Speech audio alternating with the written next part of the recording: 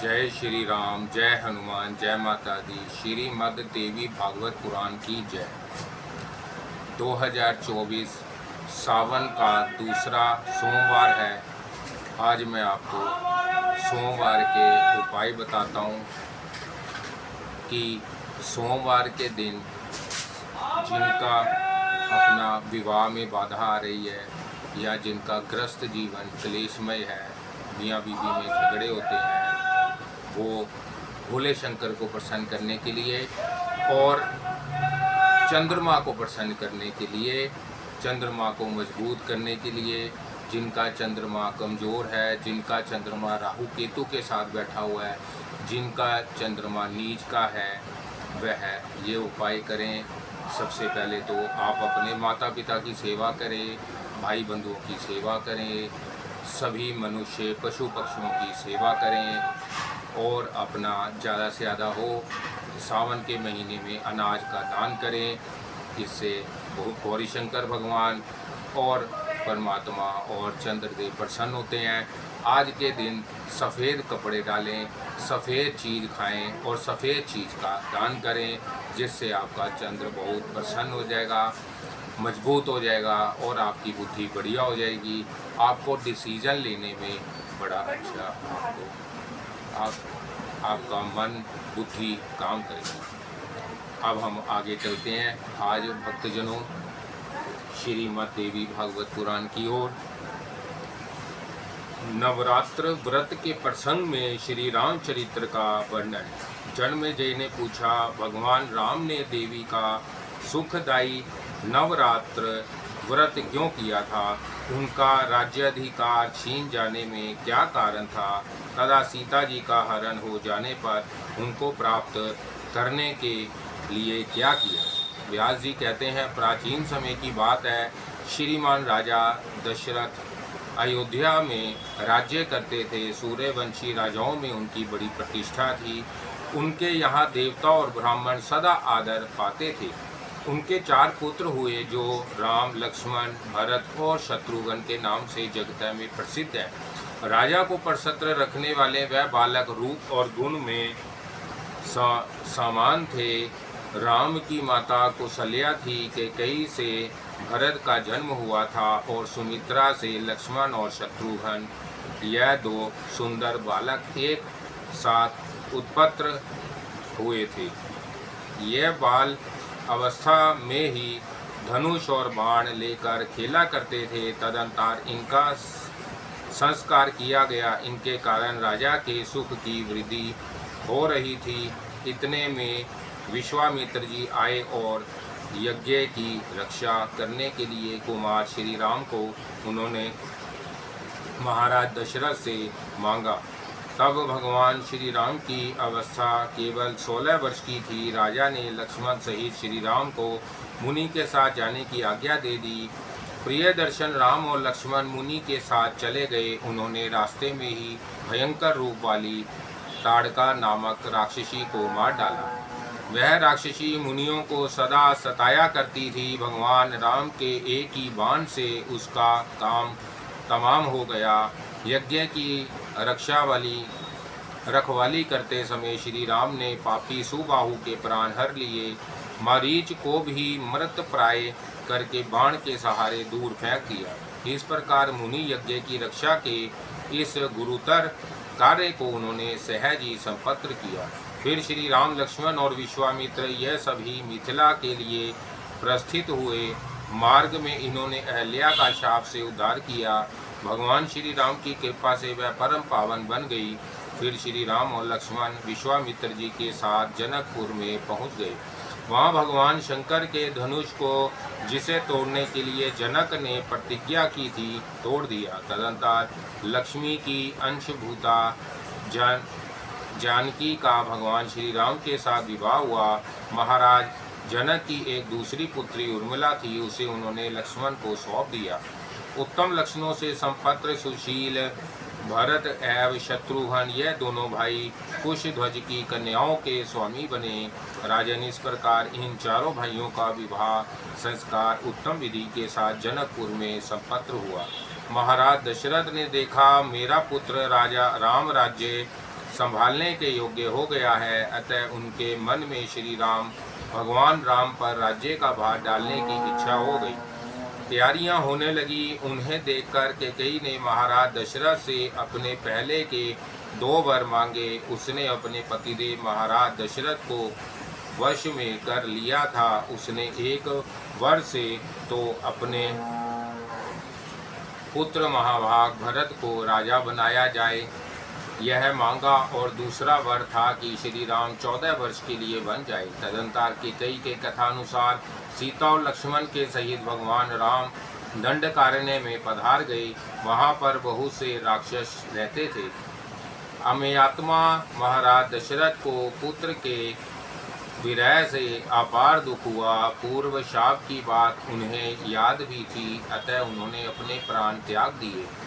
भरत जी ने देखा पिताजी स्वर्ग सिधार गए, इनकी मृत्यु में माता कारण हुई है। अतः भाई श्री राम का प्रेम भाजन बनने की इच्छा से उन्होंने राज्य करना अस्वीकार कर दिया। भगवान राम पंचकुटी में निवास कर रहे थे। वहां रावण की छोटी बहन शूर्पणखा आई। कामदेव उसे सता रहा था। उन्होंने उसे विरूप बना दिया। नाक कान कटी हुई उस राक्षसी शूर्पणखा को देखकर खरदूषण आदि दैत्यों ने अमित तेजस्वी भगवान राम के साथ घोर संग्राम किया। वह खर प्रभृति राक्षस असीम बलशाली थे, फिर भी मुनियों के हित की इच्छा रखने वाले सत्य पराक्रमी श्री राम के हाथ उन्हें प्राणों से हाथ धोना पड़ा। शूर्पणखा बड़ी दुष्टा थी। वह लंका गई और राम के द्वारा खरदूषण के मारे जाने का समाचार उसने रावण के पास पहुंचाया। रावण भी बड़ा नीच था। खरदूषण की मृत्यु सुनकर क्रोध से तमतमा उठा। तुरंत रथ पर बैठा और मारीच के स्थान पर चला गया। मारीच बड़ा मायावी था। सीता को लुभाने के लिए सोने का मृग बनकर जाने के लिए रावण ने उसे आज्ञा दी। यह मायावी राक्षस तुरंत सुवर्णमय मृग बनकर सीता के सामने पहुंच गया। उसके सभी अंग अत्यंत अद्भुत जान पड़ते थे। वह कुटी के पास जाकर चरने लगा। उसे देखकर देव की प्रेरणा से विवश हो भगवती सीता ने राम से कहा, स्वामी इस मार्ग का चर्म लाने की कृपा कीजिए। भगवान राम ने भी कुछ विचार नहीं किया। यहाँ लक्ष्मण को रहने की आज्ञा देकर धनुष बाण उठाया और वह उस मार्ग के पीछे चल पड़े। वह मार्ग भी करोड़ों मायाओं का पूर्ण जानकार था। भगवान राम को देखकर वह कभी दिख पड़ता और कभी अदृश्य हो जाता था। यो वह एक वन से दूसरे वन में चला गया। अब यह मृग एक ही हाथ की दूरी पर रह गया। यह मानकर भगवान राम ने धनुष पर तीक्ष्ण बाण चढ़ाया और उससे उस मायावी मृग को मार डाला। मरते समय मायावी नीच मृग अत्यंत दुख के साथ बलपूर्वक बड़े जोर से चिल्लाया, हाँ लक्ष्मण, अब मैं मारा गया। वह चिल्ला रहा था, तभी उसका वह गगनभेदी शब्द सीता ने सुन लिया। यह राघवेंद्र की करुणा पुकार है। यह मानकर वह घबरा गई। उन्होंने अपने देवर लक्ष्मण से कहा, लक्ष्मण तुम अभी जाओ, देखो तुम्हारे भाई रघुनंदन को किसी ने मारा है। सुमित्रे तुम्हें वह बुला रहे हैं, शीघ्र उनकी सहायता में जुट जाओ। तब लक्ष्मण ने भगवती सीता से कहा, माता जनक नंदिनी, राघवेंद्र की यह आज्ञा है कि तुम यही रहना। उनकी आज्ञा का उल्लंघन करने से मैं डरता हूँ, अतः तुम्हारे पास से नहीं जा सका। तुम धैर्य रखो। मेरी समझ से भगवान राम को मारने में समर्थ पृथ्वी पर कोई भी नहीं है, अतः तुम्हें यहाँ अकेली छोड़कर राघवेंद्र की आज्ञा का उल्लंघन करके मैं नहीं जाऊँगा। व्यास जी कहते हैं, उस समय सीता की आंखों से आंसू गिर रहे थे। यद्यपि उनका स्वभाव बड़ा ही सौम्य था, फिर भी लीलावश सदाचारी लक्ष्मण के प्रति वह कुछ कठोर वचन कह गई। भगवती जानकी का कथन सुनकर लक्ष्मण का मन क्षुब्ध हो उठा। कुछ समय तक वह चुप रहे। फिर जनक नंदिनी जानकी से कहा, श्रीतजे, आपने मेरे प्रति कितने कठोर वचन कह डाले। इतनी अहितकर बात आपके मुख से क्यों निकल रही है? इसका अंतिम परिणाम मेरी समझ में आ गया। राजन, इस प्रकार कहने के पश्चात वीरवर लक्ष्मण सीता को वहीं छोड़कर अपने बड़े भाई श्री राम को खोजते हुए चल पड़े। उस समय लक्ष्मण की आंखों से आंसुओं की अजस्र धारा बह रही थी। वह बड़े दुखी थे। उनके जाते ही उस आश्रम में रावण का प्रवेश हो गया। रावण ने माया से अपना भिभुक्षुक का वेश बना रखा था। जानकी ने उस दुरात्मा रावण को सन्यासी समझकर आदर पूर्वक अर्घ और फल निवेदन करने के उपरांत उसके सामने भोजन सामग्री उपस्थित की। तब उस नीच रावण ने नम्रता के साथ बड़े मधुर स्वर में सीता से पूछा, कमल के समान सुंदर नेत्र वाली तुम अकेली ही इस वन में कौन हो? वाह मोरू, तुम किसकी पुत्री हो? कौन तुम्हारा भाई है और किससे तुम्हारा विवाह हुआ है?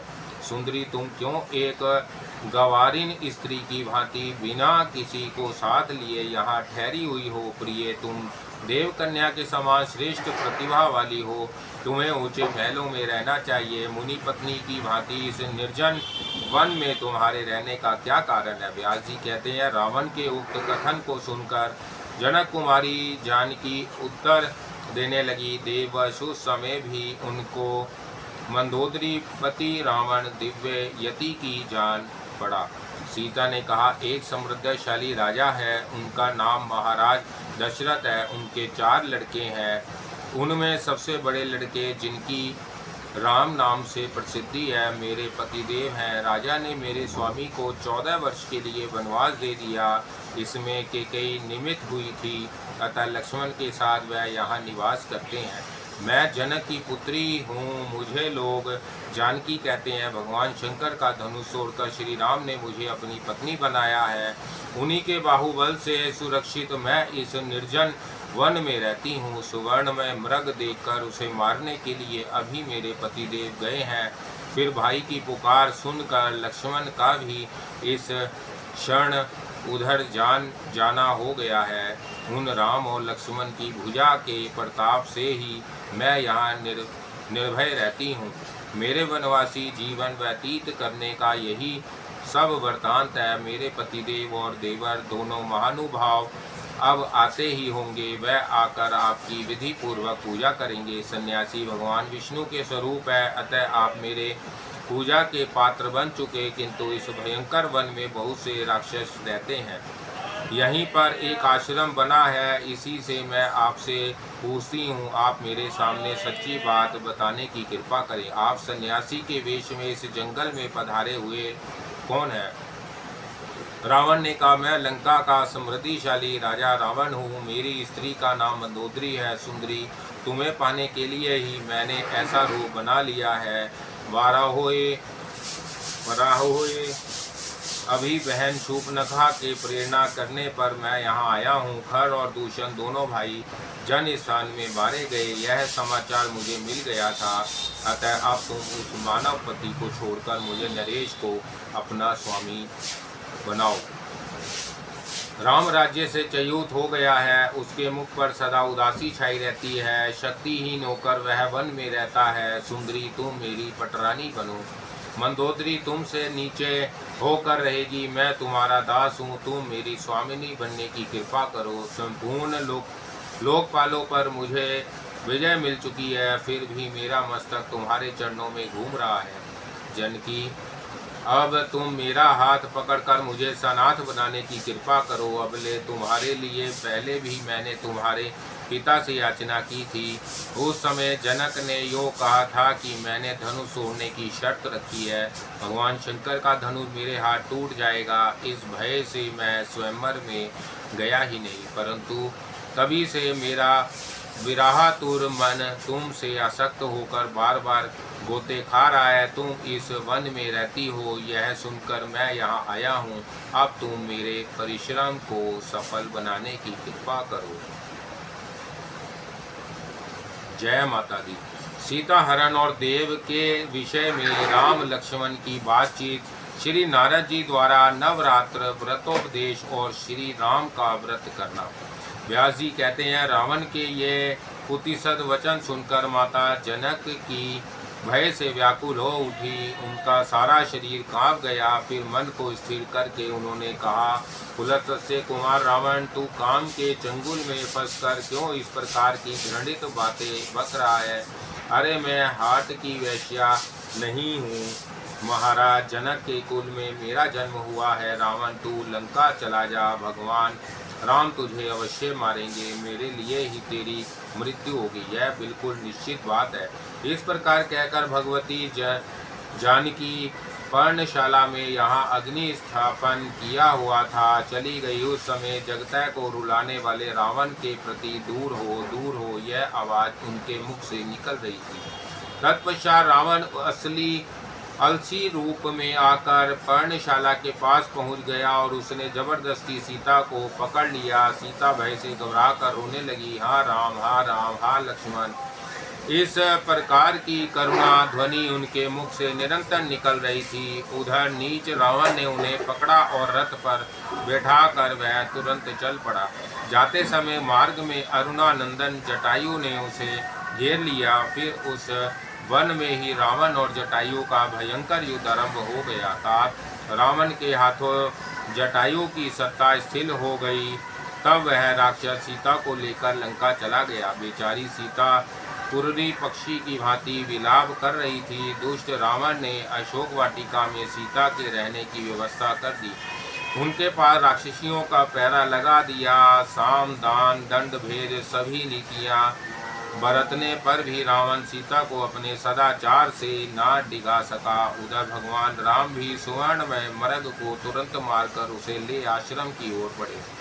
उनकी आंखें सामने आते हुए लक्ष्मण पर पड़ी। तुरंत भगवान राम ने कहा, अरे भैया, तुमने यह विषय कार्य क्यों कर डाला? प्रेसी सीता को असहाय छोड़कर तुम्हारे यहाँ आने का क्या कारण है? क्या तुम इस नीच की पुकार सुनकर चले आए? उस समय सीता के वचन रूपी बाण से लक्ष्मण अत्यंत दुखी थे। उन्होंने भगवान राम से कहा, प्रभु समय बलवान है, उसी की प्रेरणा से मैं यहाँ आ गया, यही निश्चित बात है। फिर श्री राम और लक्ष्मण दोनों पर्णशाला में गए। उन्होंने वहाँ की स्थिति देखी। अब उनके दुख की सीमा ना रही। फिर तो जानकी को खोजने में दोनों भाई तत्पर हो गए। खोजते हुए वह उस स्थान पर पहुँचे जहाँ पक्षीराज जटायु गिर पड़े थे।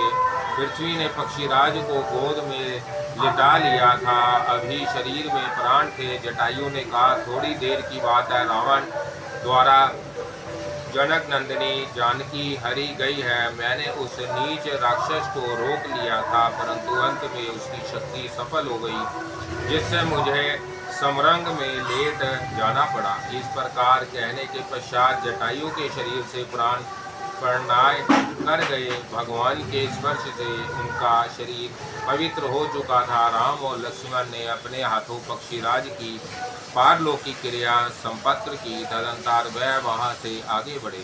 फिर उन्होंने कबंध को मारकर उसका शाप को उद्धार किया।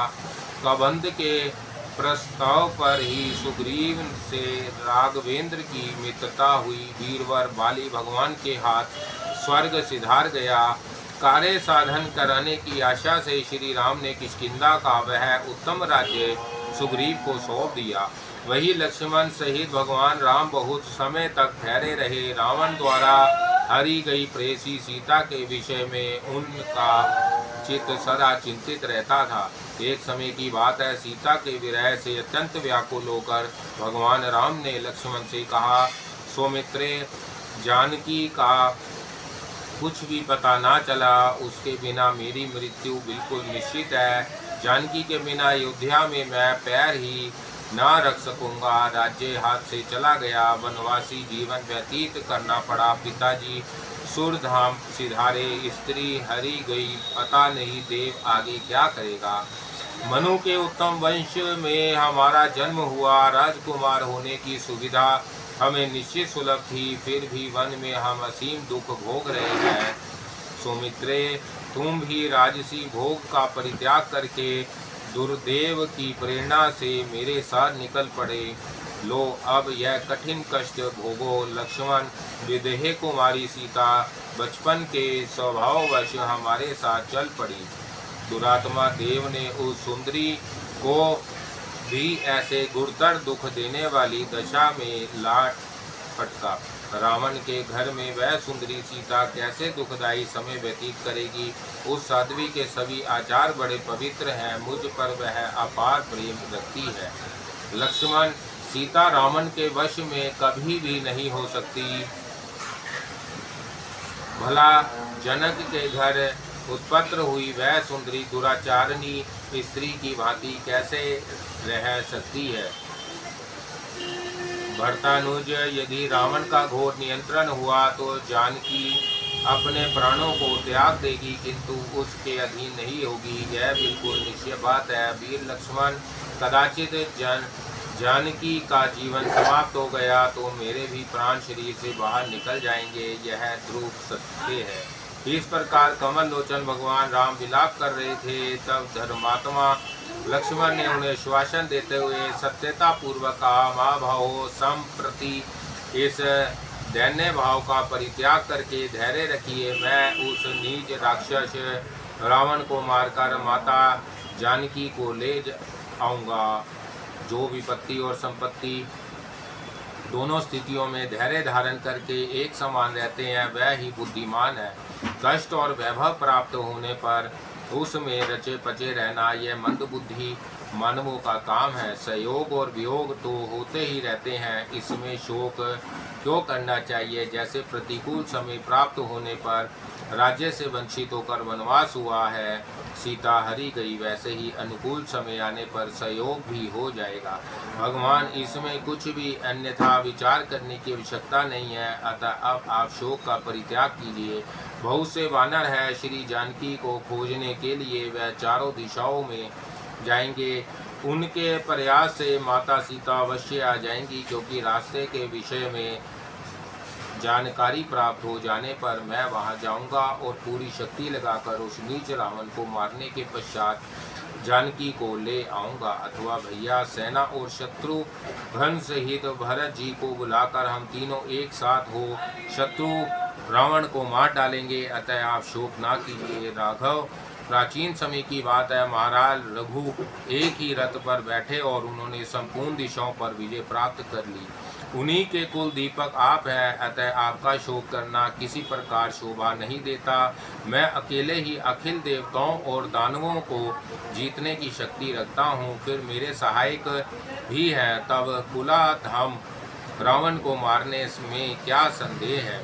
मैं जानकी जी को भी सहायक रूप में बुला लूँगा। रघुनंदन, मेरे इस प्रयास से देवताओं का कंटक दुराचारी वह रावण अवश्य ही प्राणों से हाथ धो बैठेगा।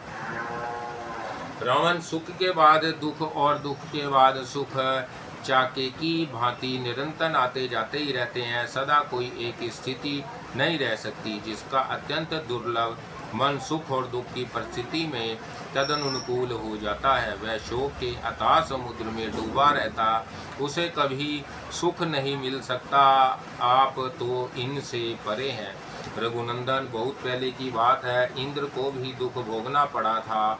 संपूर्ण देवताओं ने मिलकर उनके स्थान पर नहुष की नियुक्ति कर दी थी। वह अपने पद से वंचित होकर डरे हुए कमल के कोष में बैठे रहे। बहुत वर्षों तक उनका अज्ञातवास चलता रहा, पर समय बदलते ही इंद्र को फिर अपना स्थान प्राप्त हो गया। मुनि के शाप से नहुष की आकृति अजगर के समान हो गई और उसे धरातल पर गिरा जान पड़ा। जब उस नरेश के मन में इंद्राणी को पाने की प्रबल इच्छा जाग उठी और वह ब्राह्मणों का अपमान करने लगा, तब अगस्त्य जी कुपित हो गए। इसके परिणाम स्वरूप नहुष को सर्प योनि मिली। अतः वह राघव, दुख की घड़ी सामने आने पर शोक करना समीचीन नहीं है। विज्ञ पुरुष को चाहिए इस स्थिति में मन को उधमशील बनाकर सावधान रहिए। महाभाग, आपसे कोई बात छिपी नहीं है। जगत प्रभु आप सब कुछ करने में समर्थ है, फिर साधारण मनुष्य की भांति मन में क्यों इतना गुरुतर शोक कर रहे हैं। व्यास जी कहते हैं, लक्ष्मण के उपयुक्त वचन से भगवान राम का विवेक विकसित हो उठा। अब वह अत्यंत शोक से रहित होकर निश्चय हो गए। इस प्रकार भगवान राम और लक्ष्मण परस्पर विचार करके मौन बैठे थे। इतने में ही महाभाग नारद ऋषि आकाश से उतर आए। उस समय उनकी स्वर और ग्राम से विभूषित विशाल वीणा बज रही थी। वह रथंतर शाम को उच्च स्वर से गा रहे थे। मुनि जी भगवान राम के पास पहुंच गए। उन्हें आया देखकर अमित तेजस्वी श्री राम उठ खड़े हुए। उन्होंने मुनि को श्रेष्ठ पवित्र आसन दिया, पाद और अर्घ की व्यवस्था की। भली भांति पूजा करने के उपरांत हाथ जोड़कर खड़े हो गए। फिर मुनि के आज्ञा देने पर उनके पास ही भगवान बैठ गए। उस समय छोटे भाई लक्ष्मण भी उनके पास थे। उन्हें मानसिक कष्ट तो था ही। मुनिवर नारद ने प्रीतिपूर्वक उनसे कुशल पूछी। साथ ही कहा, राघव, तुम साधारण जनों की भांति क्यों इतने दुखी हो? दुरात्मा रावण ने सीता को हर लिया, यह बात तो मुझे ज्ञात है। मैं देवलोक में गया था, वहीं मुझे यह समाचार मिला। अपने मस्तक पर मंडराती हुई मृत्यु को ना जानने से ही मोहवश उसकी इस कुकारे में प्रवृत्ति हुई है। रावण का निधन ही तुम्हारे अवतार का प्रयोजन है, इसलिए सीता का हरण हुआ है। जानकी पूर्व जन्म में मुनि की पुत्री थी, तप करना इसका स्वाभाविक गुण था। यह साध्वी वन में तपस्या कर रही थी, उसे रावण ने देख लिया। राघव, उस दुष्ट ने मुनि कन्या से प्रार्थना की, तुम मेरी भार्या बन जाओ। मुनि कन्या द्वारा घोर अपमानित होने पर दुरात्मा रावण ने उस तपस्वी का जूड़ा बलपूर्वक पकड़ लिया। अब तो तपस्विनी की क्रोधाग्नि भड़क उठी। मन में आया, इसके स्पर्श किए हुए शरीर को छोड़ देना ही उत्तम है।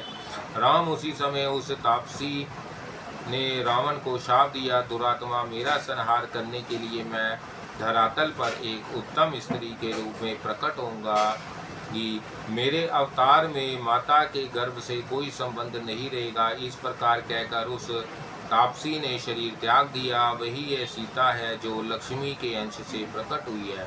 भ्रमवश सर्प को माला समझकर अपनाने वाले व्यक्ति की भांति अपने वंश का उच्छेद कराने के लिए ही रावण ने इनको हरा है। राघव, देवताओं ने रावण वध के लिए सनातन भगवान श्री हरि से प्रार्थना की थी।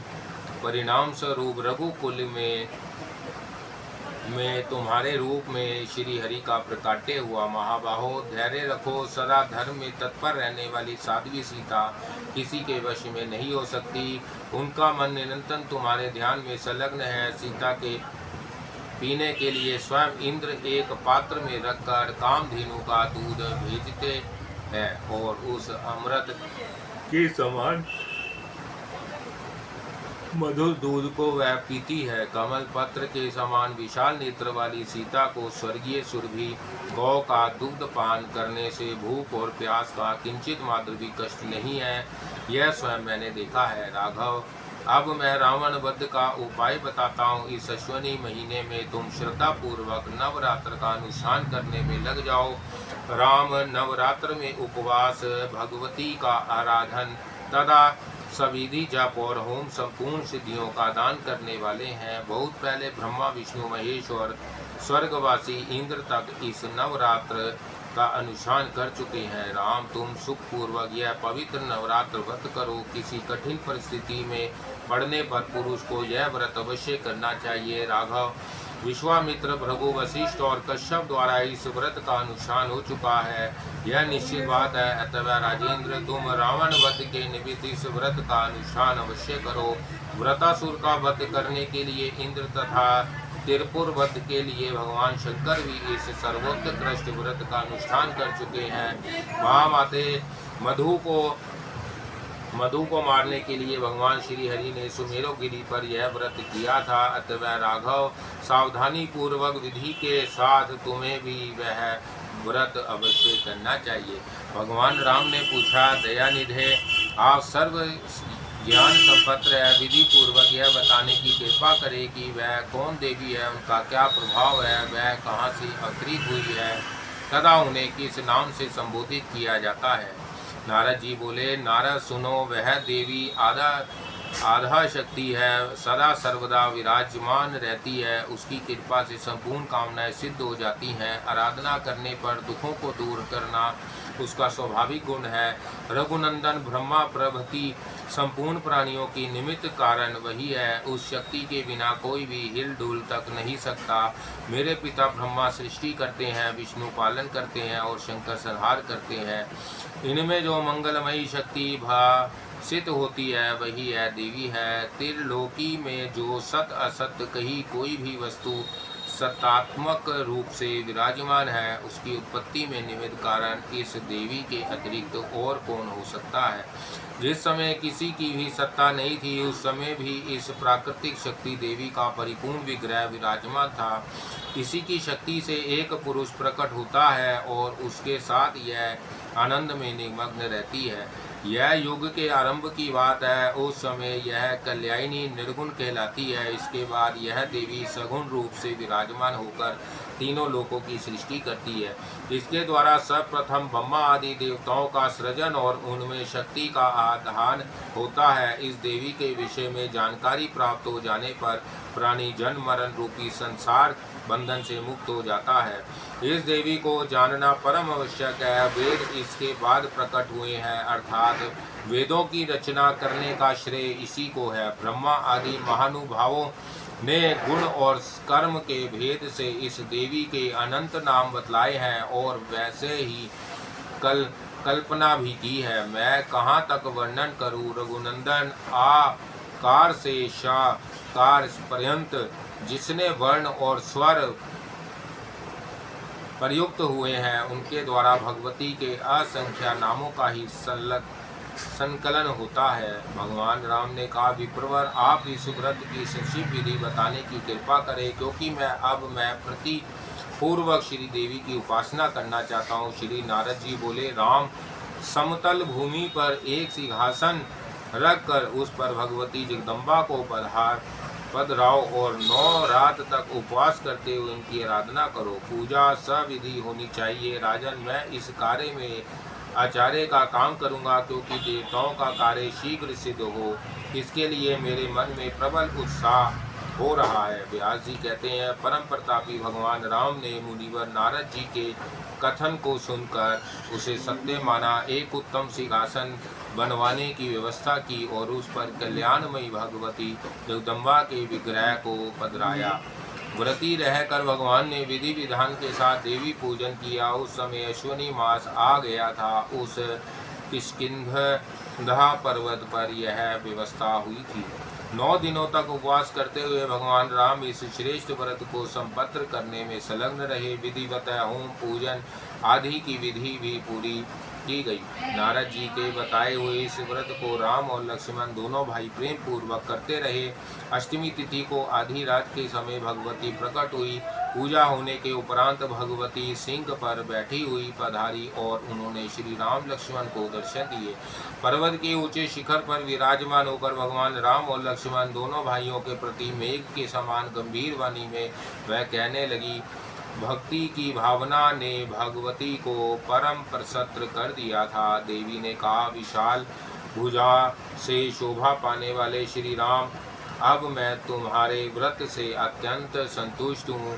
जो तुम्हारे मन में हो वह अभिलिषित वर मुझसे मांग लो। तुम भगवान नारायण के अंश से प्रकट हुए हो। मनु के पावन वंश से तुम्हारा अवतार हुआ है। रावण वध के लिए देवताओं की प्रार्थना करने पर ही तुम अवतरित हुए हो। इसके पूर्व भी मत्स्य अवतार धारण करके तुमने भयंकर राक्षस का संहार किया था। उस समय देवताओं का हित करने की इच्छा से तुमने वेदों की रक्षा की थी। फिर कश्यप रूप से प्रकट होकर मंदराचल को पीठ पर धारण किया। यो समुद्र का मंथन करके देवताओं को अमृत द्वारा शक्ति संपन्न बनाया। राम, तुम वराह रूप से भी प्रकट हो चुके हो। उस समय तुमने पृथ्वी को दांत के अग्रभाग पर उठा रखा था।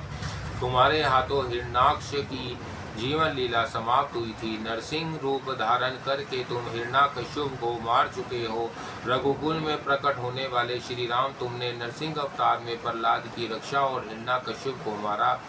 प्राचीन समय में वामन का विग्रह धर कर तुमने बलि को छला। उस समय देवताओं का कार्य साधन करने वाले तुम इंद्र के छोटे भाई होकर विराजमान थे। भगवान विष्णु के अंश से संपन्न होकर जमदग्नि के रूप के पुत्र होने होने का अवसर तुम्हें प्राप्त हुआ। उस अवतार में क्षत्रियों को मारकर तुमने पृथ्वी ब्राह्मणों को दान कर दी। रघुनंदन, उसी प्रकार इस समय तुम राजा दशरथ के यहाँ पुत्र रूप से प्रकट हुए हो। तुम्हें अवतार लेने के लिए संपूर्ण देवताओं ने प्रार्थना की थी, क्योंकि उन्हें रावण महान कष्ट दे रहा था। राजन, अत्यंत बलशाली यह सभी वानर देवताओं के ही अंश है। यह तुम्हारे सहायक होंगे। इन सब में मेरी शक्ति निहित है। अनहद, तुम्हारा यह छोटा भाई लक्ष्मण शेषनाग का अवतार है। रावण के पुत्र मेघनाद को यह अवश्य मार डालेगा। इस विषय में तुम्हें कुछ भी संदेह नहीं करना चाहिए। अब तुम्हारा परम कर्तव्य है, इस वसंत ऋतु के नवरात्र में असीम श्रद्धा के साथ उपासना में तत्पर हो जाओ। तदंतर पापी रावण को मारकर सुखपूर्वक राज्य भोगो। 11,000 वर्षों तक धरातल पर तुम्हारा राज्य स्थित रहेगा। राघवेंद्र, राज्य भोगने के पश्चात पुनः तुम अपने परम धाम को सिधारोगे। व्यास जी कहते हैं, इस प्रकार कहकर भगवती अंतर्धान हो गई। भगवान राम के मन में प्रसन्नता की सीमा ना रही। नवरात्र व्रत समाप्त करके दशरथ जी के दिन भगवान राम ने यात्रा कर दी। प्रस्थान के पूर्व विजयादशमी की पूजा का कार्य संपन्न किया। जानकी वल्लभ भगवान श्री राम की कीर्ति जगत प्रसिद्ध है। वह पूर्ण काम है। प्रकट होकर परम शक्ति की प्रेरणा करने पर सुग्रीव के साथ श्री राम समुद्र के तट पर गए। साथ में लक्ष्मण जी थे। फिर समुद्र में पुल बांधने की व्यवस्था करके देव शत्रु रावण का वध किया। जो मनुष्य भक्ति पूर्वक देवी के इस उत्तम चरित्र का श्रवण करता है, उसे प्रचुर भोग भोगने के पश्चात परम धाम की उपलब्धि होती है।